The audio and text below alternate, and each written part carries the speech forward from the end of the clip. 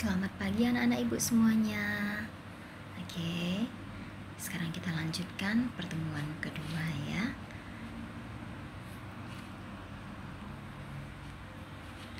Di pertemuan kedua ini kita belajar tentang rotasi kecepatan transfer data ya. Dalam dunia jaringan dan internet, kecepatan transfer data menjadi topik yang sering dibicarakan. Semakin cepat transfer data dapat dilakukan, koneksi jaringan dan internet semakin lancar ya.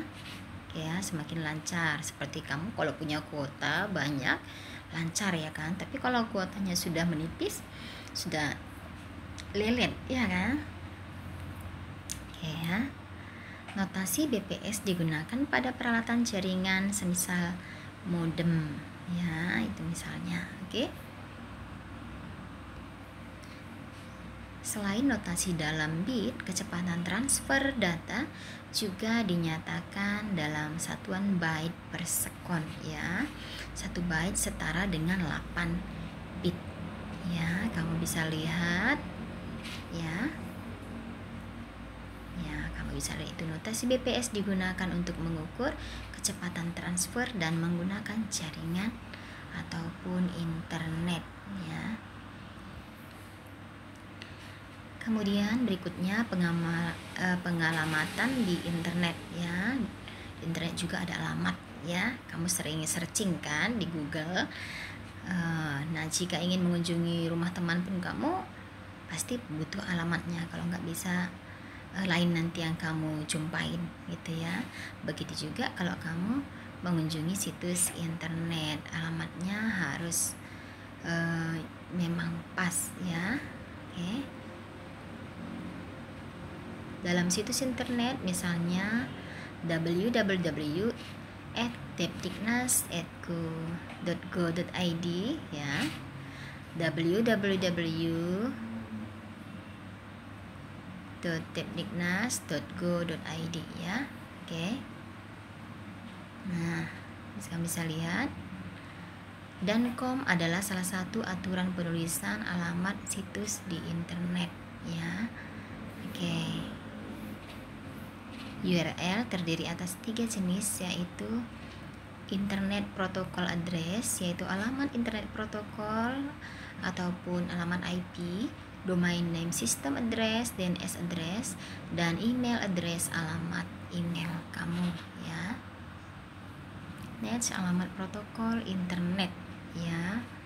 Oke, kamu bisa lihat contohnya di situ ya. Kalau protokol internet sering disebut alamat IP ya. Alamat IP dapat ditulis menggunakan bilangan biner maupun bilangan desimal ya. Bilangan biner adalah bilangan yang dibentuk menggunakan kombinasi bilangan 0 dan 1 saja. Mungkin dari nanti di pertemuan ketiga Ibu akan kasih contoh bagaimana kamu untuk menghitung bilangan biner ya. Jika ditulis menggunakan bilangan desimal, alamat IP ditulis dalam bentuk 4 kelompok bilangan desimal ya. Antar kelompok bilangan desimal dipisah menggunakan tanda titik ya. Oke, kamu bisa perhatikan ya. Contoh penulisan alamat IP yaitu 115 ya, 227 ya, .45.156. Oke, alamat IP mengenal 2 bagian, yaitu network ID dan host ID. Oke. Nah, lihat skema bagian IP ya di sini. Ini ada network ID dan juga ada host ID ya. Alamat IP menunjukkan nama komputer beserta jaringan tempat komputer berada. Dengan angka-angka ini komunikasi antar komputer dapat dilakukan ya. Alamat IP diisikan pada kotak internet ataupun protokol TCP/IP properties ya. Perhatikan contoh pengisian alamat IP ya pada kotak nih ya. Ini dia pengisian alamat IP-nya. Oke. Ya, next. Nah, perlu diperhatikan bahwa masing-masing kelompok angka tidak boleh lebih besar dari 255 ya. Next ada domain name system address ya. DNS address adalah cara pengalamatan komputer menurut nama kelompok ya, menurut nama kelompok. Ada di sini sebagai contoh HTTP ya, www.popgadget ya, .net ya, device peripheral ya. HTTP itu merupakan protokol www.popgadget ya, .net ya, nama server atau komputer yang menyediakan layanan, device yaitu nama directory, dan peripheral ada nama filenya. Oke. Next itu DNS menggunakan arsitektur hierarki dalam memberi nama. Kamu lihat ya, secara hierarki itu secara nih kamu lihat skemanya ya, hierarki ya, terstruktur dianya ya. Oke. Nah, dilihat domain namespace-nya itu. Oke ya.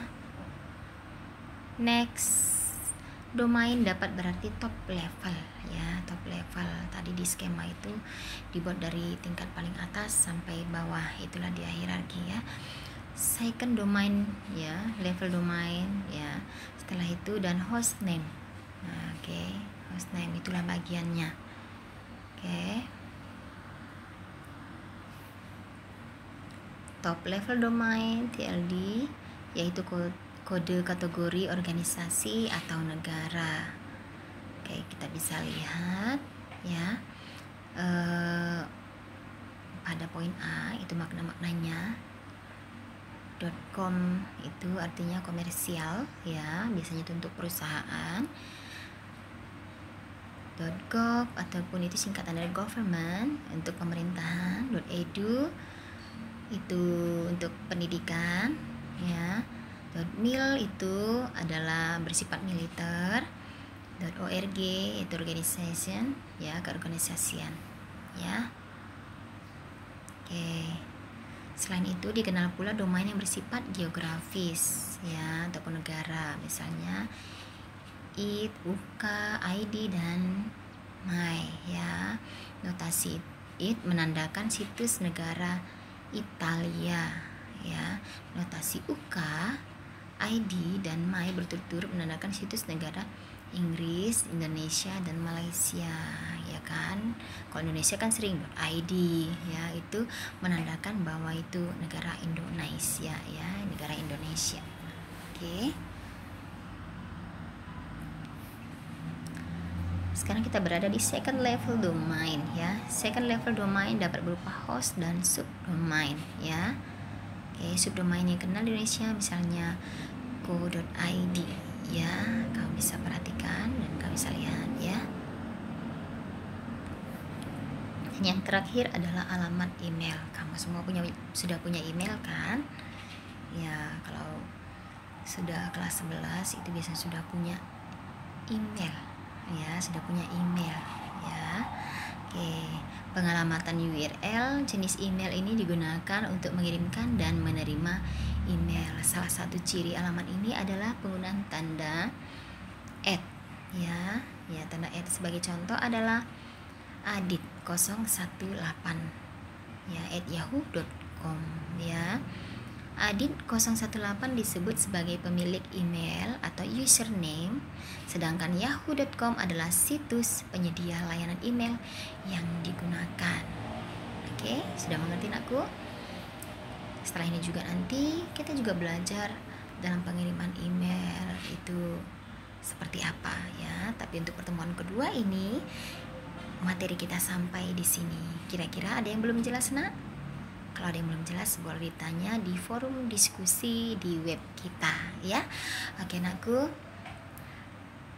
Semoga pandemi COVID-19 ini segera berlalu dan kita bisa bertemu di sekolah ya, dan kita bisa masuk lab untuk belajar menggunakan internet. Walaupun sebenarnya Ibu tahu kamu semua sudah pintar menggunakan internet, apalagi kita sekarang udah belajar online ya, daring ya, lewat jaringan.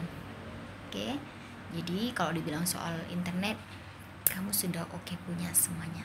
Akhir aku, nanti kalau ada tugas segera kamu selesaikan tugasnya dan segera dikirim ya, agar ibu bisa menilai dan kamu punya nilai yang bagus. Oke.